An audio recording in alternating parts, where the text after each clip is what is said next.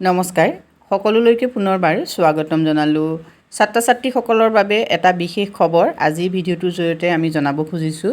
যেহেতু মুখ্যমন্ত্ৰী মহোদয়ে ইতিমধ্যে ঘোষণা কৰিছে স্পেচিয়েল নিযুত বাবু আৰু নিযুত মইনা আঁচনি সম্পৰ্কত অৰ্থাৎ বিশেষ নিযুত বাবু আৰু নিযুত মইনা আঁচনি চৰকাৰে গ্ৰহণ কৰাৰ কথা কৈছে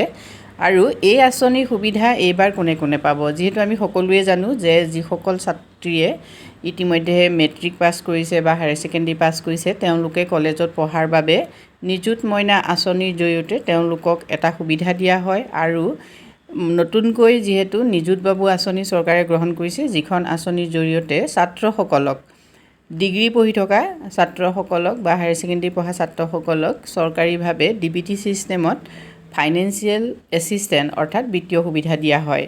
এতিয়া এই যি আঁচনি দুখন এই আঁচনি দুখন সম্প্ৰসাৰণ কৰি চৰকাৰে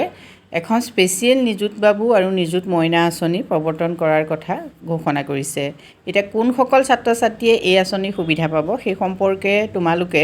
মুখ্যমন্ত্ৰী মহোদয়ৰ ভাষণৰ পৰাই শুনাচোন মই শিক্ষামন্ত্ৰী ডাঙৰীয়াক আৰু এটা আঁচনিৰ কাৰণে অনুৰোধ কৰিম আটাইতকৈ পইচাৰ প্ৰয়োজন আমাৰ যিসকলে বিএড পৰীক্ষা বিএডত এডমিশ্যন লৈছে কলেজ বিলাকত বিএডৰ কাৰণে বহুত পইচা দিব লাগে দুখীয়া ঘৰৰ ল'ৰা ছোৱালীয়ে বিএডত এডমিশ্যন পৰা নাই গতিকে বিএড ষ্টুডেণ্টৰ কাৰণে